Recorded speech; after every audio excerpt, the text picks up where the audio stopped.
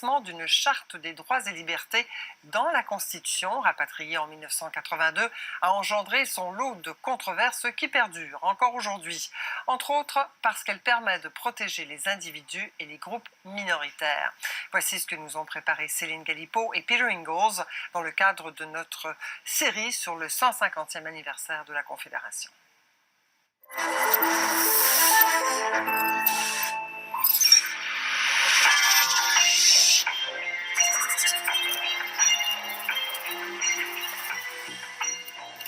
Au tournant du XXIe siècle, un débat agite la société canadienne. La lutte autour de la définition du mariage oppose ouverture d'esprit à conformisme, liberté individuelle à tradition. La Charte des droits et libertés, adoptée en 1982, a permis un débat que les pères de la Confédération n'avaient certainement pas prévu. La Charte canadienne s'est imposée comme un vecteur de changement social. La Cour suprême du Canada a vraiment voulu donc que cette charte opère petit à petit une véritable révolution. Une révolution culturelle en instaurant la culture des droits et libertés. Interprétée par la Cour suprême du Canada, le plus haut tribunal du pays, la Charte des droits et libertés a permis des avancées dans plusieurs domaines, notamment en matière d'avortement, en reconnaissant le droit au mariage civil de conjoints de même sexe et en ouvrant la voie légale à l'aide médicale à mourir. Qu'est-ce que la Charte, toutefois, a permis de faire, de donner un genre d'électrochoc en lien avec les libertés individuelles pour permettre justement d'avoir un point d'ancrage en droit constitutionnel. Dès la fin des années 60, Pierre Elliott Trudeau annonce son intention de rapatrier la Constitution canadienne en y enchâssant une charte canadienne des droits et libertés. Si le gouvernement fédéral insiste pour qu'une charte des droits de l'homme soit partie intégrante de la Constitution, c'est qu'il croit que les droits de l'homme revêtent la même importance pour tous les Canadiens. La volonté politique du gouvernement ne fait aucun doute. Lorsque la Constitution du Canada est rapatriée en 1982, la nouvelle Charte des droits et libertés y figure comme première loi constitutionnelle. La Charte canadienne des droits et libertés a préséance sur les lois fédérales et les lois provinciales.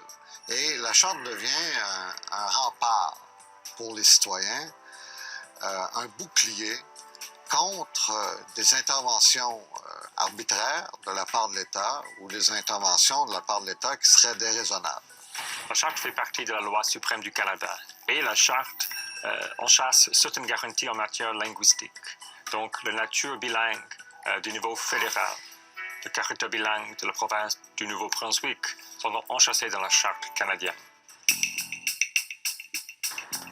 En enchâssant la Charte comme première loi constitutionnelle, les magistrats du pays auront à trancher des questions délicates. Je pense que la Charte n'est pas venue de nulle part. Donc, je pense déjà que la société est en train de se modifier. Et donc, je pense que la Charte est devenue le canal, disons, des valeurs qui étaient déjà présentes. C'est un désir social déjà qui s'affirmait dans le contexte canadien. Au fil du temps, la Cour suprême sera submergée de causes liées à la Charte. L'interprétation qu'elle en fera influencera profondément la société canadienne. On a eu une décision de la Cour suprême autorisant sous certaines conditions l'aide médicale à mourir. Des décisions de la Cour suprême en ce qui concerne les délais dans les procès qui étaient trop longs. Décision de la Cour suprême en ce qui concerne également les peines minimales obligatoires en matière criminelle. Alors, je dois vous dire que la Charte, elle est encore active et elle est encore très puissamment utilisée par les citoyens canadiens et très largement interprétée par la Cour suprême du Canada. Cependant, ces causes célèbres font naître le sentiment chez certains députés que les juges de la Cour suprême se sont substitués aux législateurs. C'est pas vrai, ça serait une exagération, voire une fausseté, que de suggérer que les tribunaux ont le dernier mot sur ces questions touchant les libertés, les droits fondamentaux. Chose certaine, la Cour suprême a donné aux libertés individuelles, garanties par la Charte, toute leur force et elle s'est même montrée audacieuse dans certains jugements. Si la Cour suprême ne s'est pas substituée aux législateurs en interprétant la Charte des droits, elle a très nettement balisé le pouvoir des élus. Très nettement, ça force les législateurs à mieux réfléchir, à réfléchir davantage lorsqu'ils adoptent des lois.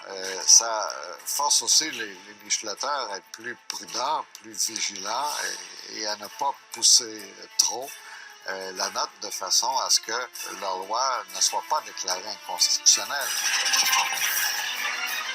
Ça donne finalement un nouveau souffle, une nouvelle façon pour que les tribunaux puissent protéger l'État de droit.